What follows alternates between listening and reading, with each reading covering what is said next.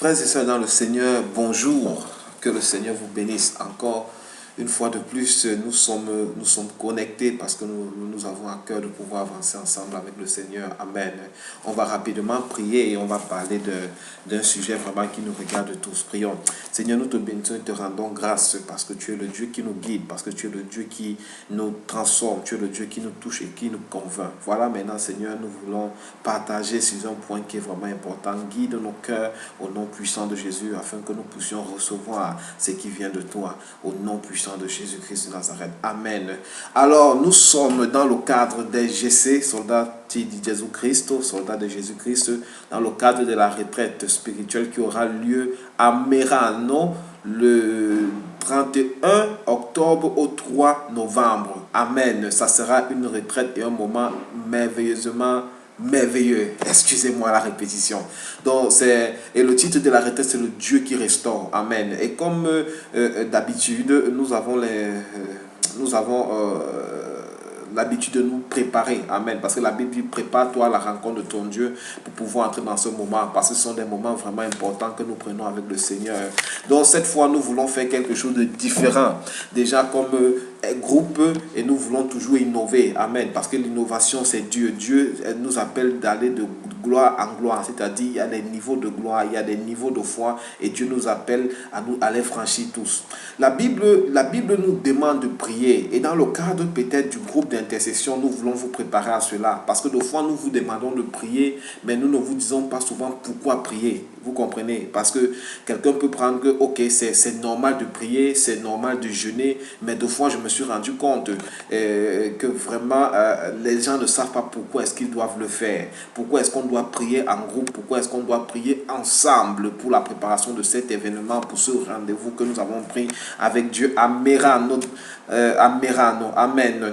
Nous allons rapidement aller dans la Bible, la parole de Dieu, qui est notre pain quotidien, dans Acte 12, versets 5 à 10. Là, vous allez voir, c'est l'épisode où on avait fait attraper Pierre. Acte 12, versets 5 à 10, rapidement, on y va. On te dit, Pierre, dont était gardé dans la prison, et l'église ne cessait d'adresser pour lui des prières à Dieu. Amen.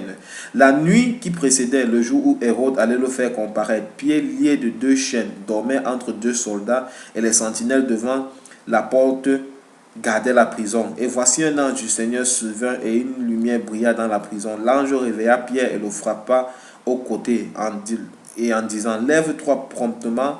Les chaînes tombèrent de ses mains. L'ange dit, mets ta ceinture et tes sandales. Et il fit ainsi. L'ange lui dit encore, enveloppe-toi de ton manteau et suis-moi. Pierre sortit et le suivit, ne sachant pas que ce qui se faisait par l'ange fut réel. Il s'imaginait avoir une vision. Ils eurent passé la première garde, puis la seconde. Ils arrivaient à la porte de fer qui mène à la ville et qui s'ouvrit d'elle-même devant eux. Ils sortirent et s'avançaient dans la rue. Aussitôt l'ange quittait Pierre. Amen. Donc, c'est important de comprendre que ce même Pierre, amen, quand vous disiez avant, c'était ce Pierre dont l'ombre guérissait les malades, opérait des guérisons extraordinaires. Mais Pierre s'est fait prendre par Hérode et il a été mis en prison et il devait être jugé. À ce temps, Jacques venait d'être tué. Et la Bible dit que Pierre, malgré cette onction merveilleuse, malgré cette grâce de Dieu merveilleuse qu'il transportait, ne pouvait pas se libérer. Pierre était bloqué. Si ce n'eût pas été l'église qui priait ensemble d'un commun accord, Pierre aura été peut-être tué. Nul ne sait. Donc c'est pour ça que nous vous encourageons à prier. C'est vrai que tu es quelqu'un, tu peux prier à la maison, tu peux avoir tes moments personnels, je peux avoir mes moments personnels. C'est une très bonne chose et gloire à Dieu. Mais quand nous ajoutons la prière ensemble, il y a une puissance supérieure qui est libérée par Dieu pour l'accomplissement de nos besoins, pour pouvoir nous retirer, nous arracher du mal. Et il y a des niveaux que je ne peux pas atteindre seul. Il y a des niveaux dans ta vie, il y a des niveaux, il y a une dimension dans laquelle tu veux entrer que tu ne peux pas atteindre seul. Tu as toujours besoin de ton frère, tu as besoin de sa soeur. Voilà une des premières raisons pour lesquelles nous aimons prier ensemble. C'est pour cela que nous organisons ces prières de groupe, nous organisons ces jeûnes pour pouvoir toucher le cœur de Dieu et pour pouvoir dans le monde spirituel libérer une puissance qui va venir et qui va travailler pour nous par la présence des anges de Dieu et par la grâce de Dieu. Amen. Et c'est la même chose, acte 2, à la Pentecôte. La Bible dit qu'ils étaient ensemble dans le lieu haut et ils priaient. À un moment, le Saint-Esprit était libéré. Gloire à Dieu. Et c'est la même chose dans acte 4. Vous pourrez aller lire de 23 à 32. Là, c'est l'épisode où Pierre et Jean ont été arrêtés. Et malgré le fait qu'à acte 2, il y avait des miracles, il y avait des guérisons, il y avait des choses fortes de Dieu qui se faisaient par la main des apôtres. Et le peuple croyait. Pierre et Jean étaient arrêtés et ils ont senti qu'il y avait de l'oppression et ils avaient besoin d'un toucher particulier de la part de Dieu. La Bible dit, les frères étant unis, c'est la prière d'ensemble des frères. Et ils ont commencé à supplier le Seigneur que Dieu permet que par sa main, il se fasse encore des miracles plus puissants. La Bible dit le lieu où ils étaient fut tremblé, le lieu où ils étaient tremblés et la puissance de Dieu les a remplis. Et par leurs mains, ils s'opéraient des grands miracles, ils s'opéraient des signes, des guérisons. Alléluia. Et on dit la crainte de Dieu s'emparait du peuple. Voilà pourquoi il est important de prier ensemble. Quand tu pries seul, oui, le Seigneur t'écoute, mais la prière d'ensemble libère une puissance majeure, une puissance supérieure depuis le trône de Dieu. Amen. Et maintenant, quand nous venons de prier, nous aimons accompagner la prière du jeûne. Amen. Et il faut comprendre pourquoi est-ce qu'il faut jeûner. Pourquoi? Parce que des fois, quand il dit aux gens qu'il faut jeûner, les gens ne comprennent pas. Hein? Donc, on va essayer d'expliquer avec des détails. Ce ne sont pas tous les détails, mais c'est ce que par la grâce de Dieu, j'ai pu trouver aujourd'hui pour vous. La Bible dit dans Joël 2, verset 12 à 17. Maintenant, encore, dit l'Éternel, revenez à moi de tout votre cœur avec des jeûnes, des pleurs et des lamentations. Donc, quand on veut revenir à l'Éternel, Dieu prescrivait cela. Il dit de revenir avec des jeûnes et des lamentations. Il dit déchirez vos cœurs et non vos vêtements. Vous verrez que dans l'Ancien Testament, qu'il y avait des problèmes, les gens s'attachaient avec le sac et la cendre et déchiraient les vêtements. C'était une façon de dire à Dieu qu'ils étaient affligés. Mais le Seigneur dit que non, ce n'est pas le fait de déchirer ton vêtement en soi qui signifie que tu es en train de faire ce qui lui est agréable. C'est le fait que tu déchires ton cœur. Déchirer le cœur, ça veut dire quoi? Que tu as un esprit qui te pousse à la repentance. Il dit, et revenez à l'Éternel votre Dieu, car il est compatissant et miséricordieux, lent à la colère, riche en bonté. Il se répand des mots qu'il envoie. Qui sait s'il ne reviendra pas et ne se repentira pas et qui ne laissera pas après lui la bénédiction, les offrandes de libération pour l'Éternel votre Dieu. Et la Bible dit, Joël 15, sonnez la trompette en Sion, publier une convocation solennelle. Amen. Publier un jeûne, une convocation solennelle. Dont le jeûne, c'est une convocation solennelle. Amen. Parce que c'est une façon, assembler le peuple, former une sainte réunion, assembler les vieillards, assembler les enfants, même les nourrissons à la mamelle. Que l'épouse sorte de sa demeure, l'épouse de sa chambre. Qu'entre le portique et l'autel pleurent les sacrificateurs, les serviteurs de l'Éternel qui disent, Éternel, épargne ton peuple, ne livre pas ton héritage à l'opprobre aux nations. Pourquoi dirait-on parmi les peuples, où est leur Dieu? L'Éternel fut ému de Jérusalem, puis le pays, et ça continue. Amen. Donc, le jeûne, c'est normal qu'il soit publié, et c'est ce que nous ferons. C'est normal qu'on se dise, ok, déchirons nos cœurs, venons devant Dieu avec un esprit de repentance, et permettant à Dieu, ce Dieu tout-puissant, de pouvoir nous toucher. C'est ça le jeûne. Et le jeûne commence dans le cœur. C'est cet esprit de repentance que nous avons dans le cœur. Pour appuyer cela, nous allons aller dans Ésaïe 58. La Bible dit, c'est Ésaïe 58. Ésaïe 58. Tous, à partir du verset 2, tous les jours ils me cherchent, ils veulent connaître mes voies, comme une nation qui aurait pratiqué de la justice. Il n'y aura pas abandonné la loi de son Dieu. Il me demande des arrêts de justice. Il désire l'approche de Dieu. Que nous sert de jeûner s'il ne voit pas, de mortifier notre âme s'il n'y a point d'égard? Voici le jour de votre jeûne. Vous vous livrez à vos penchants et vous traitez durement tous vos mercenaires. Voici, vous jeûnez pour disputer et pour vous quereller. Donc, deux fois qu'on dit de jeûner,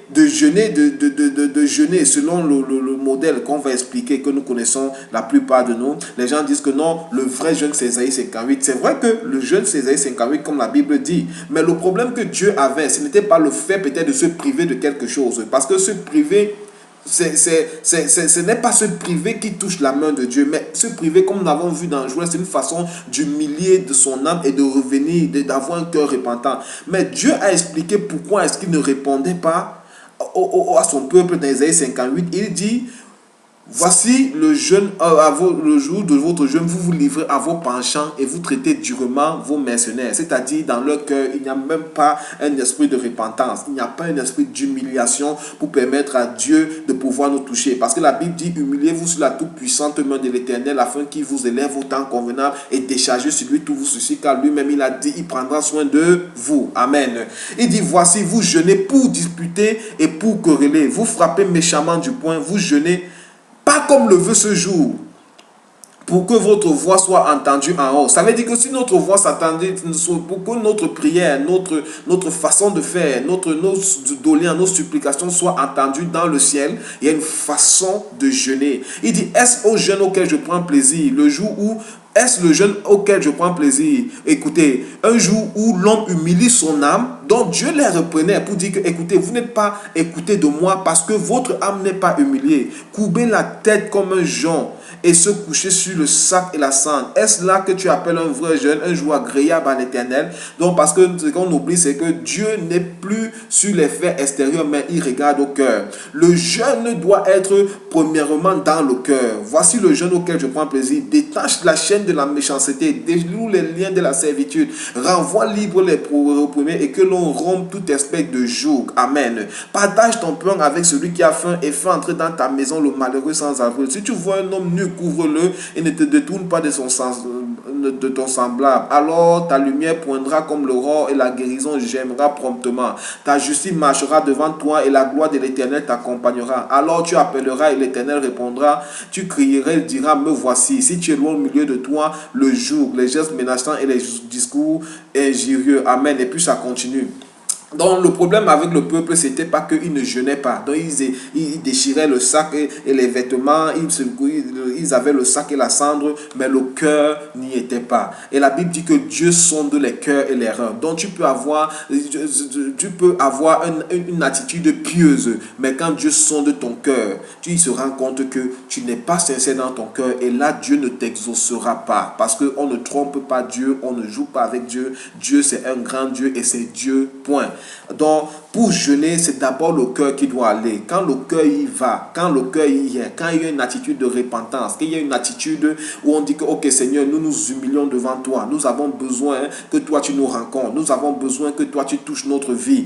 Le Seigneur va t'exaucer. Le Seigneur va t'amener à une autre dimension et il va écouter le désir de ton cœur. Donc, voilà ce que le Seigneur disait. Amen. Et c'est important que nous comprenions cela. Quand nous voulons jeûner, le cœur y est. Ce n'est pas que quand nous ne jeûnons pas, certains utilisent ce verset pour dire que le jeûne, ce n'est même plus, on peut manger, on peut être en train de manger, fêter, mais on jeûne. Frère, je ne suis pas vraiment de cet avis et je vais vous dire pourquoi plus avant. La Bible dit aussi dans 2 Chroniques 20 du verset 1 à 3. Après cela, là ce sont les fils de Moab et d'Ammon qui sont venus pour porter la guerre contre le peuple d'Israël et à ce temps Josaphat était le roi. Et puis quand ils ont menacé, la Bible dit dans le verset 3, on va aller rapidement, dans sa frayeur Josaphat se disposa à chercher l'Éternel et il publia un jeûne pour tout Juda. Juda s'assembla pour invoquer l'Éternel et l'on vint de toutes les villes de Juda pour chercher l'Éternel. Amen. Là c'est en temps de guerre. Amen. Où vous êtes opprimés, dont les Moabites opprimaient les fils d'Israël, les enfants de Juda. Les Ammonites aussi étaient là. Et la Bible dit que le roi a publié un jeûne et tout le monde s'est mis à jeûner. Amen. Et pendant qu'il jeûnait, il priait. Si vous allez du verset 5 au verset 10, vous allez voir, c'est le roi Josaphat qui prie dans le jeûne avec le peuple. Et vous allez voir que quand le Seigneur les a répondus par la bouche d'un prophète, Jachaziel, et du verset 13 au verset 17, c'était la réponse de Dieu parce qu'ils s'étaient humiliés, ils avaient un cœur, malgré le fait qu'ils étaient effrayés, ils étaient en train de chercher la présence de Dieu. La Bible dit que Josaphat s'inclina le visage contre terre et tout Judée, les habitants de Jérusalem tomba devant l'Éternel se prosternant en sa présence. Amen. Ça c'est proskuneo, l'adoration. Donc le vrai jeûne, quand tu es en train de prier, quand tu fais connaître tes supplications à Dieu, il y a une atmosphère d'adoration, il y a une attitude d'adoration qui s'accompagne avec ce jeûne. Amen. C'est important que nous le comprenions. parce que le jeûne, c'est pas juste dire, ok, je ne mange pas, et puis tu dis, ok, pourquoi est-ce que je dois me jeûner? Ah, bon Dieu, comme j'ai jeûné là, est-ce que tu peux me résoudre ce problème? Non, on part avec un cœur, on s'humilie devant Dieu, et le Seigneur va rencontrer notre besoin. Et maintenant, on va finir avec une attitude d'action de grâce. Amen. C'est important que nous le comprenions. Donc, la Bible nous parle aussi de Jésus dans Matthieu 4, verset 2 et une autre version, Luc 4, verset 14. La Bible parle de quand Jésus est né, il a été baptisé par Jean-Baptiste. Amen. Après cela, la Bible dit qu'il fut rempli du Saint-Esprit et il fut poussé par l'Esprit dans le désert. Et la Bible dit que Jésus a jeûné pendant 40 jours et il eut faim.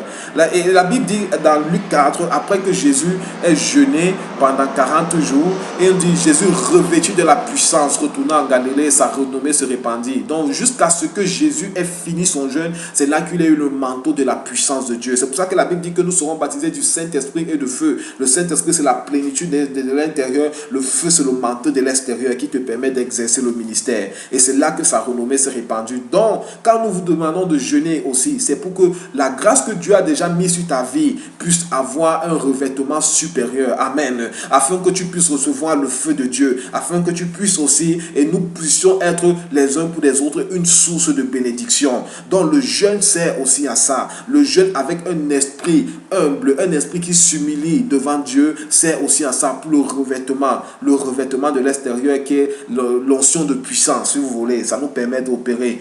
Et vraiment, c'est important. Maintenant, les gens demandent que, bon, est-ce qu'il faut jeûner? Est-ce que dans la nouvelle alliance, le jeûne c'est permis et tout? Donc, je vais vous donner la référence de Marc 2, du verset 18 à 19, où les disciples de Jean-Baptiste rencontrent Jésus pour dire que, mais qu'est-ce qui se passe, Jésus? Nous ne voyons pas tes disciples jeûner. Je vais lire. Les disciples de Jean et les pharisiens jeûnaient. Amen. C'est normal de jeûner. Il vint dire à Jésus, pourquoi les disciples de Jean et ceux des pharisiens jeûnent, tandis que les tiens ne jeûnent-ils point? Jésus répondit, les amis de l'époux peuvent jeûner pendant que l'époux est avec eux. Aussi longtemps qu'ils ont l'époux avec eux, ils ne peuvent jeûner. Les jours viendront où l'époux leur sera enlevé, alors ils jeûneront en ce jour. Amen. Donc, il n'a pas dit qu'ils verront s'ils vont jeûner, alors ils jeûneront. Amen. Et nous verrons même dans l'acte des apôtres que les anciens et les apôtres servaient Dieu dans le jeûne et la prière. Et c'est là que Dieu dit, mettez-moi à part pour les Barnabas et Paul pour l'œuvre pour laquelle je les ai appelés. Donc,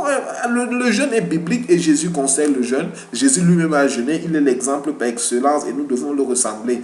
Alléluia. Gloire à Dieu. Donc, c'est important. Et souvent d'autres disent vraiment j'ai envie de jeûner, mais quand je jeûne je me sens mal. C'est normal, tout le monde quand il jeûne il se sent mal. Amen, gloire à Dieu. On va voir ça dans le psaume 109 verset 24. David dit mes genoux sont affaiblis par le jeûne, mon corps est épuisé de maigreur. Amen. Quand tu jeûnes, quand il y a l'attitude juste qui plaît à Dieu, de fois ton corps est fatigué, mais le fait que ton corps est fatigué, ça te fait être moins sensible à tes cinq sens. Alors quand tu vas appuyer cela dans la prière avec un cœur repentant qui cherche Dieu, il sera facile pour Dieu de pouvoir te rencontrer et il sera facile pour toi de pouvoir écouter la voix de Dieu. Amen. Vraiment que le Seigneur vous bénisse, c'est ce que je voulais vous dire. Et aussi je voudrais ajouter que nous allons organiser un programme de prière pour toutes les villes et nous allons publier un temps de prière et de jeûne. Chaque ville aura son jour, des sujets vous seront donnés et je crois que ça sera fait aussi pour la préparation de la retraite. Il y aura des sujets spécifiques qui vous seront donnés. Je vous en supplie, ne manquez pas cette opportunité, ne manquez pas cette convocation solennelle parce que nous croyons que nous servons un grand Dieu qui a cœur de nous bénir. Que le Seigneur vous bénisse grandement et bonne journée à vous. À la prochaine.